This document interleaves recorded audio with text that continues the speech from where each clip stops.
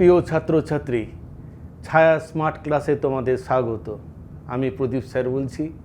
আজকে তোমাদের নবম শ্রেণীর ভৌত বিজ্ঞানের জল অধ্যায় নিয়ে আলোচনা করব। জল অধ্যায়ের বিশেষ অংশ পানীয় জল। এই পানীয় জল নিয়ে এখন আলোচনা করতে চলেছি। এই আলোচনা করার সাথে সাথে তোমরা দুটো জিনিস পাশে রাখবে। ছায়া ভৌত বিজ্ঞান ও পরিবেশ, ছায়া ভৌত বিজ্ঞান ও পরিবেশ শিক্ষক আমি পড়াবো, বইয়ের সাথে তুমি মিলিয়ে নেবে, তাহলে দেখবে তোমার পড়াটা অনেকটা সহজ হয়ে দাঁড়াবে। এখন আমরা পানীয় জল নিয়ে আলোচনা করব। কথাই বলে পৃথিবীর 3 ভাগ জল 1 ভাগ স্থল, অর্থাৎ প্রায় 75 ভাগই হলো জল। এই যে জল আছে, সব জল কিন্তু আমরা পান করতে পারি না। এই মোট যে জল আছে, মোট জলের পরিমাণকে যদি আমরা 100 ধরি, 100 একক ধরি বা 100 ভাগ ধরি, আমরা 100 ভাগের মধ্যে 97% কিন্তু পানের অযোগ্য। আমরা যদি এখানে এই চিত্রটা দেখি, দেখা যায় যে 97 ভাগ পানের অযোগ্য। পানের অযোগ্য কেন না? এটা সমুদ্রের জল, সমুদ্রের নোনা জল আমরা খেতে পারি না, আমরা পান করতে পারি না। এই 97 ভাগ, যেটা এই যে বেগুনি রং দিয়ে এখানে দেখানো হয়েছে, এই 97 ভাগ ছাড়া বাকি কত থাকছে না 3 ভাগ পড়ে থাকছে। এই 3 ভাগ জলের মধ্যে আমরা 1 ভাগ মাত্র এখানে দেখতে পারো, দেখো 1 ভাগ মানে 1%, শতকরা 1 ভাগ আমরা পানীয় হিসেবে ব্যবহার করতে পারি, আমরা ব্যবহার্য করতে পারি, অর্থাৎ এটা পানীয় জল। আর বাকি 2 ভাগ কি আছে বলো তো? বাকি 2 ভাগ এটা থাকে হিমবাহ বা বরফ হিসাবে সঞ্চিত থাকে। অর্থাৎ মোট জল যদি আমরা 100 ভাগ হিসেবে ধরি, 100 ভাগের মধ্যে 97 ভাগ সমুদ্রের জল, যেটা আমরা ব্যবহার করতে পারি না। এই 97 ভাগ ছাড়া বাকি যে 3 ভাগ থাকছে, সেই 3 ভাগের 1 ভাগ আমরা মাত্র ব্যবহার করতে পারি। ছবিতে তাই দেখানো হয়েছে, দেখো। আর বাকি যে 2 ভাগ আছে, সেটা হিমবাহ বা বরফ হিসাবে সঞ্চিত থাকে। এই যে জল নিয়ে আমরা আলোচনা করছি, জলে দেখো এখানে পৃথিবীর মোট জলের মাত্র 1%, যে 1% জলের কথা আমরা বললাম, 1% কি হচ্ছে, নদী, ঝর্ণা, হ্রদ, পুকুর বা মাটির তলায় সঞ্চিত থাকে। তাহলে 100 ভাগের মধ্যে 3 ভাগ হলো পানীয় জলের মধ্যে আসে, তার মধ্যে ব্যবহার্য জল 1%। সেই 1% মানে শতকরা 1 ভাগের মধ্যে কোথায় থাকে? নদীতে থাকে, ঝর্ণায় থাকে, হ্রদে থাকে, পুকুরে থাকে বা মাটির তলায় সঞ্চিত থাকে। এই যে জল আমরা যেটা পান করি, এই সব কিন্তু ইচ্ছা মতন পান করা যায় না। তার কিছু মাত্রাকে সঠিকভাবে রাখতে হয়, মানে ওটাকে আমাদেরকে ঠিক মেনটেন করতে হয়। আমাদেরকে ঠিক না রাখলে আমরা কিন্তু সহজে পান করতে পারি না। এটা বলে দেখো, জলের বিভিন্ন ধর্ম একটি নির্দিষ্ট সীমা রেখার মধ্যে থাকলে ওই জল পানের উপযোগী হয়। নির্দিষ্ট সীমারেখার মধ্যে যদি থাকে, আর যদি সীমারেখার মধ্যে না থাকে, সেই জলকে আমরা পান করতে পারবো না। আমরা দেখব যে জলকে কিভাবে পানীয় জল হিসেবে ব্যবহার করতে পারা যায়, আমরা এই পরবর্তী ক্ষেত্রে আমরা আলোচনা করব। আমরা পানীয় জল যে ব্যবহার করি, তার কয়েকটা নির্দিষ্ট গুণাবলী আমাদেরকে জানতে হবে। সেই গুণগুলো যদি না থাকে, সেই মানগুলো যদি সঠিক মাত্রায় না থাকে, তাহলে কিন্তু জল আমরা পান করতে পারবো না। এবার সেই তার আবশ্যকীয় গুণাগুণগুলো কি রয়েছে, সেটা নিয়ে আমরা আলোচনা করব। সেই গুণাগুণগুলো নিয়ে আমরা যদি সঠিক জানতে পারি যে এটা সঠিক মাত্রায় আছে, তবেই কিন্তু আমরা পান করব, নচেত কিন্তু করব না। তার গুণাবলীগুলো কি আছে দেখো। পানীয় জলকে অবশ্যই বর্ণহীন হতে হবে। আমরা যে জল পান করি সেটা কোনো কি রঙিন হয়? দেখবি রঙিন নয়। আমাদের যে পান করি সেটা বর্ণহীন, তার কোনো নির্দিষ্ট বর্ণ নেই।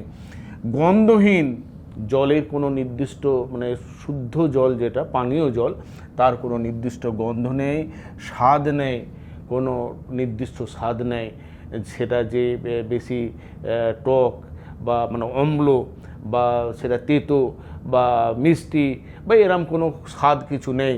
আর স্বচ্ছ হতে হবে, জলকে স্বচ্ছ হতে হবে, এইগুলো কিন্তু গুণাবলী। শুধু এখানেই নয়, আরও কয়েকটা গুণাবলী আমাদেরকে জানতে হবে। এতে রোগ সৃষ্টিকারী কোনো ব্যাকটেরিয়া থাকা চলবে না, রোগ সৃষ্টিকারী কোনো ব্যাকটেরিয়া থাকা চলবে না। এখানে ব্যাকটেরিয়া মানে জীবাণু, সেগুলো থাকা চলবে না। এছাড়া কি প্রলম্বিত কোনা জাতীয় অশুদ্ধি মুক্ত হওয়া প্রয়োজন। প্রলম্বিত কোনা জাতীয় যে পদার্থগুলো রয়েছে সেগুলো ভেসে থাকা চলবে না, থাকলে সেটা কিন্তু পানীয় জল হিসেবে গণ্য করা যাবে না। আর কি করতে হবে না, অধিক পরিমাণে দ্রবীভূত খনিজ লবণ থাকা বাঞ্ছনীয় নয়। খনিজ যে লবণ আছে সেটা যে অতিরিক্ত পরিমাণ সেখানে থাকবে সেটাও কিন্তু বাঞ্ছনীয় নয়। এছাড়া কি রয়েছে না, বিষক্রিয়া সৃষ্টিকারী ক্ষতিকারক লবণ থাকা চলবে না, যেগুলো বিষ তৈরি করবে, যেটা খেলে শরীরে কোনো প্রতিক্রিয়া তৈরি হবে, সেই ধরনের বিষ জাতীয় কোনো খনিজ লবণ থাকা চলবে না। বিষ জাতীয় কেন বলছি না, যেমন ধাতব সায়ানাইড, ধাতব ফ্লোরাইড, ধাতব আর্সেনাইড, ধাতব আর্সেনেট, এইগুলো বিষ জাতীয়। এইগুলো খেলে এই জলের সাথে যদি আমরা সেটা পান করি, পান করলে কিন্তু আমাদের নানা রকম রোগ সৃষ্টি হবে।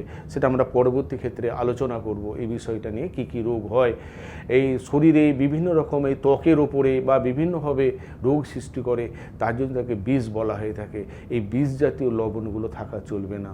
সুতরাং এই যে এই গুণগুলো বললাম আমরা, এই গুণগুলো যদি থাকে তবেই সেই জলকে আমরা পান করতে পারবো। এই গুণাবলীগুলো আমাদেরকে জেনে রাখা দরকার আছে। আর একটা দেখো, এই যে মানকগুলো যেগুলো আমি আলোচনা করলাম এখানেতে, এটা কিন্তু কঠোরভাবে মেনে চলা হয়। কঠোরভাবে কেন মেনে চলা হয়ে থাকে না, কঠোরভাবে না মেনে চললে ওই যে বললাম আমাদের বিভিন্নভাবে আমাদের প্রতিক্রিয়া, পার্শ্ব প্রতিক্রিয়া দেখতে পাওয়া যাবে, নানা রকম রোগের সৃষ্টি হবে। তার জন্য কি করা হয়েছে না, WHO ওয়ার্ল্ড হেলথ অর্গানাইজেশন, তোমরা জানো, এই হু কী করেছে, কিছু স্ট্যান্ডার্ড নিয়ম তারা মানতে বলেছে, স্ট্যান্ডার্ড নিয়ম তারা মানতে বলেছে। এই স্ট্যান্ডার্ড নিয়মগুলো যদি আমরা মেনে চলি তবেই কিন্তু সেই জলকে আমরা পান করতে পারবো, নচেত কিন্তু আমরা এই জলকে ব্যবহার করতে পারবো না। সেই ধরনের জলকে আমরা যে পানীয় জল ব্যবহার করি, সেই পানীয় জলগুলোর কিছু নির্দিষ্ট মানক আছে, অর্থাৎ সেই মানকগুলোকে আমাদেরকে মেনে চলতে হয়। সেগুলো কীভাবে আছে না, মানক যেমন মনে করি পিএইচটা কি না, পিএইচ দেখা গেছে 25 ডিগ্রি সেলসিয়াস তাপমাত্রায় এর যদি মান 7-এর কম থাকে সেটা তখন আম্লিক হয়, অর্থাৎ অ্যাসিডিক হয়। আবার 7-এর যদি বেশি হয়ে যায় সেটা ক্ষারীয় হয়ে যায়। আর প্রশম জলের ক্ষেত্রে সেটা 7। এই দেখো পিএইচের মান সবসময় কিন্তু 6.5 থেকে 8.5-এর মধ্যে থাকবে। এর কম হওয়াও চলবে না আর বেশি হওয়াও চলবে না। তাই জন্য এটা হচ্ছে অনুমোদিত মান, সর্বোচ্চ অনুমোদিত মান, এর মধ্যে সীমাবদ্ধ থাকবে। যদি 6.5-এর নিচে চলে আসে সেটা কি ধর্মী হয় বলো তো না, তখন জলের ধর্মটা আম্লিক হবে। আর যদি 8.5 বা আরও বেশি হয়ে যায় সেটা হয়ে যাবে ক্ষারীয় হয়ে যাবে। সুতরাং এর মধ্যে থাকতে হবে। এর মধ্যে থাকতে গেলে যদি না থাকে সেক্ষেত্রে কি হবে না, পানীয় জল ক্ষারকীয় পিএইচ যদি 10.5-এর বেশি হয় হলে পরিপাকে বিঘ্ন ঘটে, আমাদের হজম ক্ষমতা তখন আর থাকবে না, নানা রকম সমস্যার সৃষ্টি হবে। আবার আম্লিক হলে, অর্থাৎ দেখো 4-এর থেকে যদি কমে যায় সেক্ষেত্রে কি হবে না, স্নায়ুতন্ত্র, ফুসফুস আর শ্বাসনালীর আমাদের ক্ষতি হয়। সুতরাং এটাও কিন্তু পরিপাকে ক্রিয়ার বিঘ্ন ঘটায়। অর্থাৎ এই যে পিএইচের মান আমরা বললাম, পিএইচের মান সবসময় 6.5 থেকে 8.5-এর মধ্যে থাকতে হবে। দ্বিতীয় মাপকটা কি বলছে না, দ্বিতীয় মাপক কলিফর্ম কাউন্ট। এটা এক ধরনের ব্যাকটেরিয়া, আমরা এটা পরে বিস্তারিত আলোচনায় যাচ্ছি, এটা জিরো থাকতে হবে, অর্থাৎ শূন্য থাকতে হবে। শূন্য মানে কি, এটা কোনো কিছু থাকাই চলবে না। এতে কি হয় না, এতে জলবাহিত বিভিন্ন রকম রোগের সৃষ্টি হয়। আমরা এই জীবাণুটা নিয়ে আমরা আলোচনা করব। ক্লোরাইড, যে ক্লোরাইড আছে, ক্লোরাইড থাকতে হবে 250 milligram per litre. 250 milligram per litre, এটা সর্বোচ্চ মান। কিন্তু এই সর্বোচ্চ এইটা থাকতে হবে, এর বেশি থাকা চলবে না। যদি বেশি থেকে যায় সেক্ষেত্রে কি হবে না, স্বাদ হরণ, কোনো স্বাদ থাকবে না, শরীরের অভ্যন্তরে ক্ষয় সাধন, শরীরের ভেতরে ক্ষয় হতে শুরু করবে, রক্তের আয়নীয় সাম্য বিঘ্নিত হবে, অর্থাৎ রক্তের আমরা বিভিন্ন রকম সমস্যা দেখতে পাওয়া যাবে এখানেতে। সুতরাং এখানে আমাদের ক্লোরাইড, এই ক্লোরাইড এটাকে ঠিক আমাদের এর যে অনুমোদিত মান 250 মিলিগ্রাম পার লিটার, অর্থাৎ প্রতি লিটারে 250 মিলিগ্রাম, এটাকে আমাদেরকে নিয়ন্ত্রণ করতে হবে। আর দেখো দ্রবীভূত অক্সিজেন, ডিজলভ অক্সিজেন ডিও, এই যে দ্রবীভূত অক্সিজেন, অক্সিজেন কিন্তু বেশি পরিমাণে থাকতে হবে। অক্সিজেন যদি কমে যায় তাহলে জল কিন্তু নষ্ট হয়ে যায়, সেক্ষেত্রে দুর্গন্ধ ছাড়ে। তাই জন্য এই ন্যূনতম মান কত হতে হবে না, ন্যূনতম মান হতে হবে 4 থেকে 6 মিলিগ্রাম পার লিটার। 4 থেকে 6 মিলিগ্রাম পার লিটার, প্রতি লিটারে 4 থেকে 6 মিলিগ্রাম থাকতেই হবে, তার বেশি থাকতে হবে। তার কম থাকলে কিন্তু বিপদ, আমাদের জলের কিন্তু দূষণ শুরু হবে। ডিওর পরিমাণ কমে গেলে, মানে ডিজলভ অক্সিজেন, দ্রবীভূত অক্সিজেনের পরিমাণ যদি কমে যায়, জলের দুর্গন্ধের সৃষ্টি হয়, সেই জলটা দুর্গন্ধ ছাড়ে। আমরা বলি কি জলটা পচে গেছে, তাই না? অনেক সময় গ্রামের দিকে দেখতে পাওয়া যায়, শহরের দিকেও দেখতে পাওয়া যায়, কোনো পুকুরেতে জল পচে যায়, দুর্গন্ধ ছাড়ে, মানে সেখানে অক্সিজেনের পরিমাণ আমাদের 4 থেকে 6-এরও নিচে নেমে গেছে। আর গ্রামের দিকে দেখবে যেসব জায়গাতে পাট চাষ হয়, পাট যখন পচানো হয় দেখবে কোনো জলেতে, সেখানে দুর্গন্ধ ছাড়ে, সেখানেও কিন্তু অক্সিজেনের পরিমাণ কমে যায়। এখানে কোনো নদীতেও দেখতে পাওয়া যায়, যেই নদীতে প্রবাহটা খুব কম আছে সেখানে দুর্গন্ধ ছাড়ে, আটকে থাকা জলেতে, সেটা আবদ্ধ জলেতে, সেটাও কিন্তু অক্সিজেনের পরিমাণ কমে যায় সেখানেতে। সুতরাং এই ডিজলভ অক্সিজেনের পরিমাণ আমাদের অবশ্যই বেশি হতে হবে। কত বেশি হতে হবে? 4 থেকে 6 মিলিগ্রাম প্রতি লিটারে, এর থেকে বেশি হতে হবে। এর পরের আমাদের মানকটা কি আছে দেখি না, ফ্লোরাইড। ফ্লোরাইড দেখো এর সর্বোচ্চ মান কিন্তু, এটা কিন্তু সর্বোচ্চ, আগেরটা কিন্তু অক্সিজেনের ক্ষেত্রে ন্যূনতম ধরেছিলাম, কিন্তু ফ্লোরাইড সর্বোচ্চ থাকবে 1 মিলিগ্রাম প্রতি লিটার, এমজি পার লিটার। যদি বেশি থেকে যায় এর থেকে, সেক্ষেত্রে কি হবে না, ফ্লোরোসিস বলে একটা রোগ আমাদের সৃষ্টি হবে।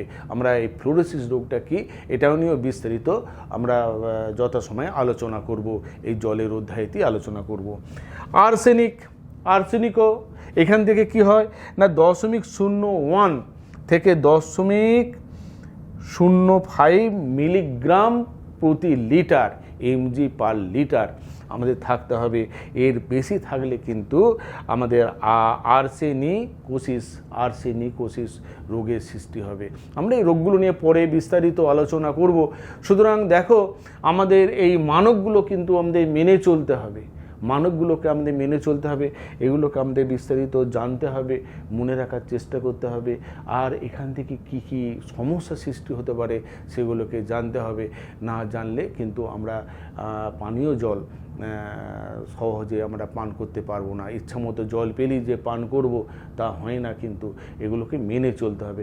এবার মানতে হবে কি, আমরা কি জলকে মানে যখন পান করব তখন কি এগুলো আমরা মাপবো, মেপে করব, আমাদের আমরা কি এটা পারি নাকি? এটা কিন্তু সম্ভব নয়। এটা যেসব কোম্পানি জল তৈরি করে সেখানেতে তারা এই নিয়মগুলো, মানকগুলো মেনে তৈরি করে। আর আমরা যখন জল তলা থেকে জল ব্যবহার ব্যবহার করি বা শহরেতে বা গ্রামেতে যে জল ব্যবহার করি সেখানেও জল কিন্তু পরীক্ষা করতে হয়। সেখানে ব্লক ভিত্তিক বা শহরে বড় বড় শহর বা নগরেতেও জলকে পরীক্ষা করা হয়। পরীক্ষা করে বলে দেওয়া যায় এই জলটা আমরা পান করতে পারবো কি পারবো না। সেইভাবেই কিন্তু এই মানকগুলোকে আমাদের মেনে চলতে হয়, এটা মনে রাখবে। আমরা এর আগে যে সারণী ছিল, যে সারণীতে আমরা কলিফর্ম কাউন্ট নিয়ে আলোচনা করেছি। আমি বলেছিলাম যে আমরা একটু পরবর্তী ক্ষেত্রে এই বিষয়টা নিয়ে আলোকপাত করব। এখন এসো আমরা দেখি এই কলিফর্ম কাউন্টটা কী, কলিফর্ম কাউন্টটা কী এইটা নিয়ে আমরা একটু আলোচনা করি। এটা দেখো, ইকোলি হচ্ছে এক ধরনের কলিফর্ম ব্যাকটেরিয়া। ইকোলি এক ধরনের কলিফর্ম ব্যাকটেরিয়া। এই ব্যাকটেরিয়াগুলো কোথায় থাকে না আমাদের খাদ্যনালীতে থাকে। এই যে এরা থাকে, এরা সবাই কিন্তু আমাদের অপকারী নয়, এরা সবাই যে ক্ষতি করে তা নয়। এদের কিছু কিছু স্ট্রেন আছে, কিছু কিছু রূপান্তর আছে।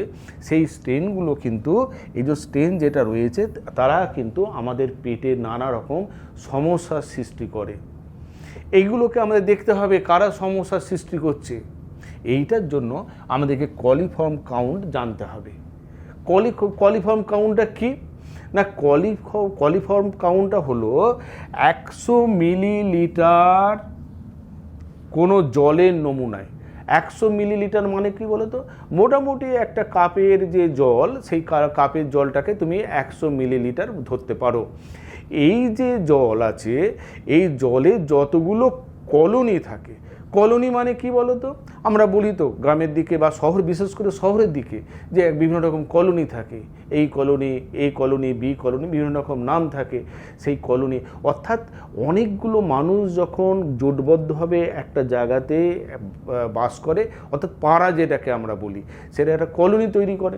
তেমনি এই কলিফর্ম ব্যাকটেরিয়া এরা কী করে, অনেকগুলো ব্যাকটেরিয়া একটা জায়গাতে তারা সেখানেতে বাসা বাঁধে, একটা পাড়ার মতো থাকে, তারা গোষ্ঠীবদ্ধভাবে থাকে।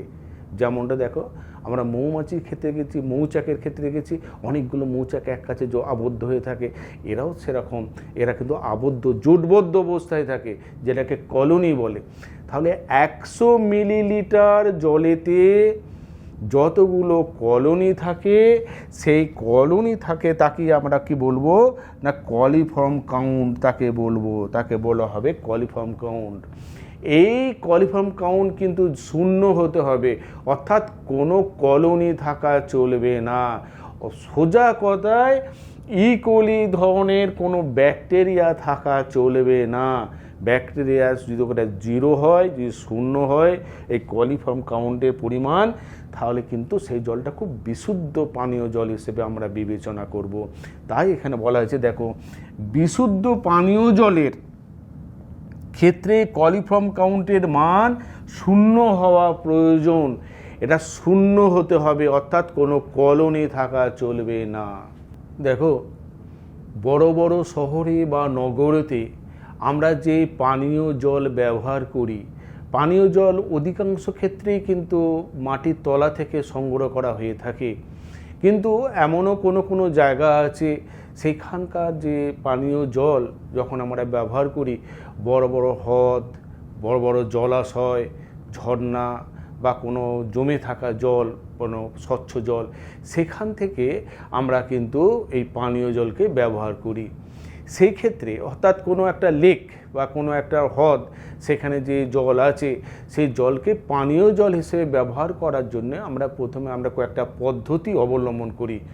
আমরা এখানে এই যে একটা ছবি এখানে দেখানো হয়েছে, দেখো, তাকিয়ে দেখো, আমরা কিভাবে সেই জলকে আমরা পানীয় জলের হিসেবে যাতে বিবেচনা করতে পারি, সেটা কিভাবে করা যায় সেটা নিয়ে আমরা আলোচনা করব। প্রথমে দেখো, সেই জলাশয় থেকে, বড় পুষ্করিণী থেকে, জলাশয় থেকে, হ্রদ থেকে জলকে কি হয়, পাইপের সাথে একটা বড় ট্যাঙ্কেতে নিয়ে আসা হয়ে থাকে। বড় জলাধার মানে একটা বড় ট্যাঙ্ক, একটা ট্যাঙ্কেতে আনা হয়। এই ট্যাঙ্কেতে কি থাকে না দানাদার পরিস্রাবক থাকে। দানাদার পরিস্রাবক কি না বড় বড় নুড়ি জাতীয় জিনিস বা মোটা বালি সেগুলো সেই ধরনেরগুলো তাদেরকেও বলা হবে দানাদার পরিস্রাবক। দানাদার পরিস্রাবক থাকে, সেই জল কিন্তু প্রথমে এসে দানাদার পরিস্রাবকে পড়ে, অর্থাৎ এই জায়গাটাতে দেখো এসে হাজির হয়, এটা দানাদার পরিস্রাবক। জল আসার পরে কি হবে কি না, পরিস্রাবকের ভিতর দিয়ে জল আসার পর আবার পরবর্তী একটা এখানে যে ট্যাঙ্ক রয়েছে, ট্যাঙ্কের যে পাইপ আছে, পাইপটা পরবর্তী ট্যাঙ্কের সঙ্গে চলে যাবে, অর্থাৎ 1 নম্বর ট্যাঙ্ক থেকে আসার পর আমাদের 2 নম্বর ট্যাঙ্কে প্রবেশ করবে। 2 নম্বর ট্যাঙ্কে কি আছে না, 2 নম্বর ট্যাঙ্কে আছে সোডা, চুন, ফটকিরি। সোডা, চুন, ফটকিরি এই ট্যাঙ্কে রয়েছে। যখন জল এসে এখানে এসে পড়লে কি হবে কি না, সেখানে কিছু অধঃক্ষেপণ তৈরি হবে, অর্থাৎ কর্দমাক্ত হয়ে যে কলয়েডীয় যে পদার্থগুলো থাকে সেগুলো তলায় থিতিয়ে পড়বে। এখানে দেখো তলায় থিতিয়ে পড়েছে, এখানে তলায় থিতিয়ে পড়েছে। তাহলে যে এই যে জলটা আমরা সংগ্রহ করেছিলাম কোনো পুষ্করিণী থেকে বা কোনো হ্রদ থেকে যে আমরা ব্যবহার করেছিলাম, সেই জল কিন্তু এখানে অনেকটা পরিশ্রুত হয়েছে, অনেকটা হয়েছে। এরপরে জলটা কোথায় যাবে না, এখান থেকে না 3 নম্বর ট্যাঙ্কে যে হাজির হবে। 3 নম্বর ট্যাঙ্কে কি আছে বলো তো না, 3 নম্বর ট্যাঙ্কে আছে এখানে বালি আছে, এখানে নুড়ি আছে, এখানে পাথর আছে, ওপরে সবার উপরে আছে ছোট ছোট, এখানে যেটা আছে বালি, মাঝখানে আছে নুড়ি, এখানে আছে নুড়ি আছে একটু বড়, আর তার নিচে আছে পাথর আর একটু বড়, এইখানে কিন্তু রাখা আছে। তাহলে দেখো এই যে জল এলো কোনো হ্রদ থেকে এলো, আসার পর প্রথম ট্যাঙ্ক, তারপর থেকে এটাকে দানাদার পরিস্রাবক বলে, তারপর থেকে দ্বিতীয় ট্যাঙ্ক, এখানে অধঃক্ষেপণ ট্যাঙ্ক বলে, এখানে অধঃক্ষেপ করছে বলে অধঃক্ষেপণ ট্যাঙ্ক বলে।